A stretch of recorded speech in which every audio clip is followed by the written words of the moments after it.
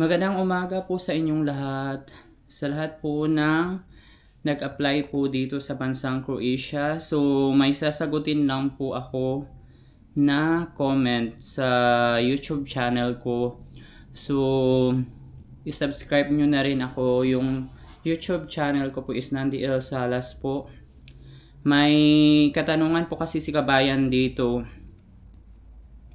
Kung may allowance ba daw pagdating sa Croatia? So, wala pong allowance dito pagdating nyo ng Croatia, guys.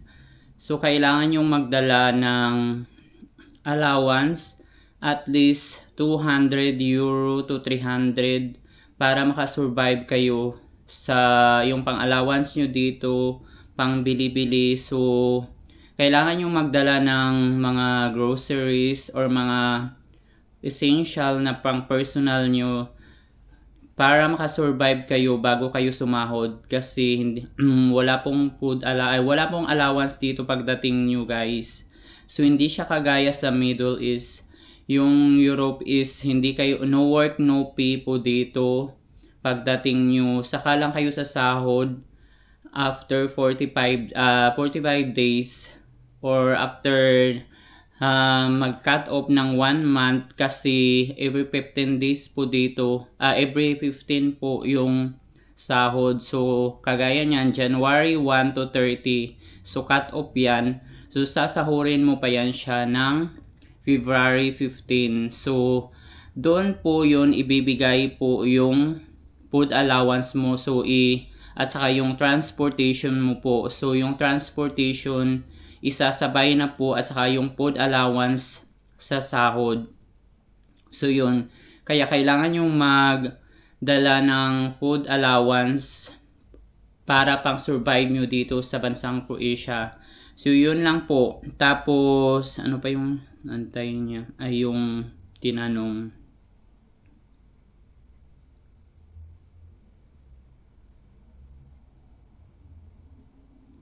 Tapos yun,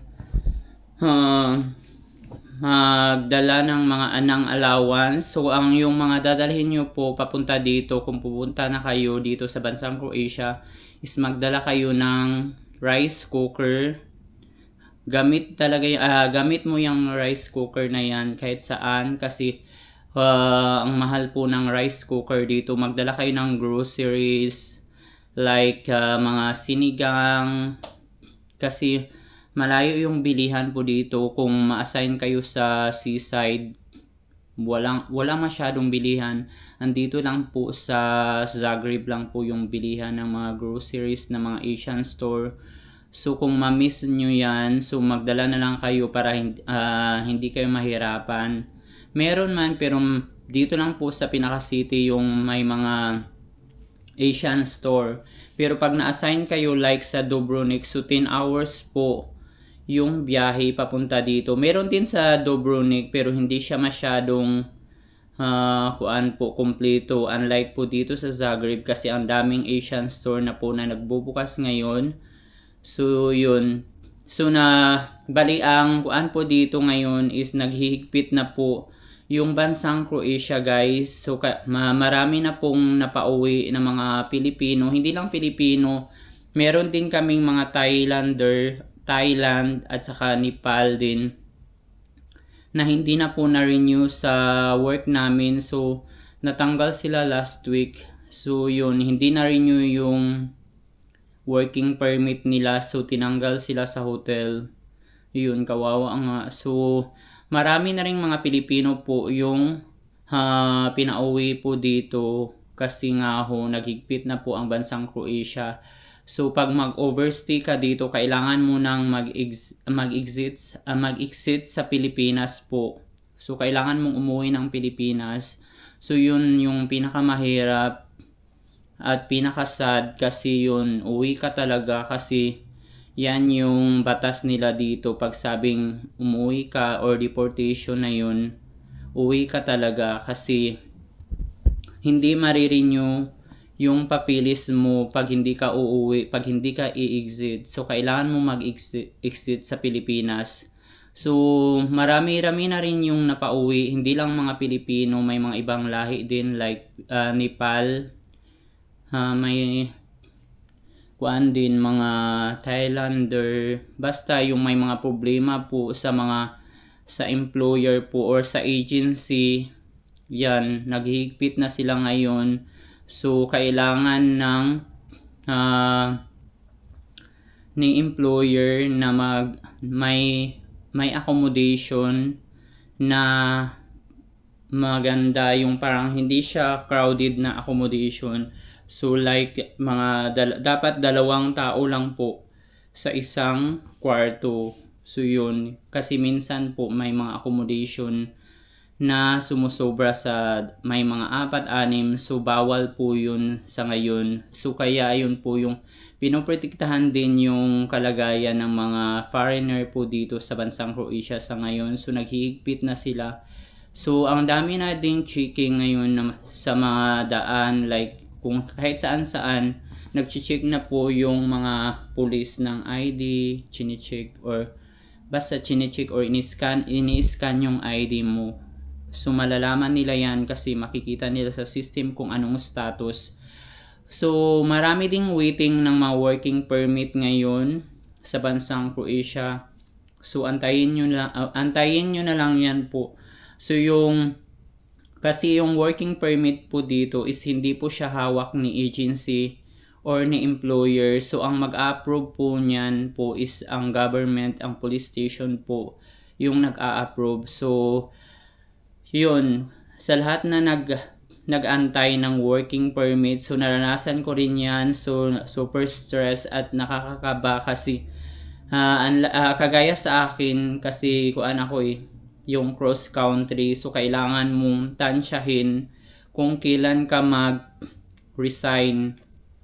So dyan din ako na kuan dati na stress kasi hindi ko natansya or na sumobra yung kuan ko, yung pag-resign ng isang na-advance ako ng 1 month. So pero okay lang, at least andito na ako ngayon. So dati kasi nag-apply ako 2023, parang hindi pa sila masyadong higpit.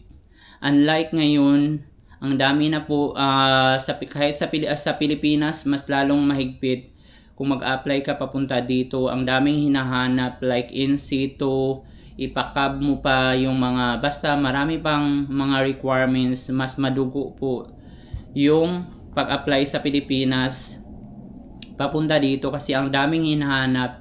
Naghahanap sila ng certification sa trabaho mo like in situ, kung ano yung trabaho mo, like kung kagaya sa akin nasa hotel, so meron naman ako yung food and beverage in situ, so meron ako niyan. So yung iba depende po sa trabaho mo, yun yung kukunin mong in situ, tapos yung mga diploma mo ipakab mo pa yan or pupunta ka pa ng DepEd para ipakab or apostel ba ang tawag nun. So meron din akong friend na nag-aantay ngayon, so ang daming requirements daw sa Pilipinas. So madugo talaga sa Pilipinas no, kasi ang daming requirements. Pero pagdating dito, like kung room attendant ka, so pagdating mo dito is wala yang medical. Yung may mga medical lang po dito is yung sa mga pagkain, like food, sa pagkain, food, hotels, restaurant, tapos yung sa mga kuan din, kumpleto yan siya pag sa store attendant, tapos mga skilled worker, kumpleto po yan, tapos may mga ACG. So ayan po,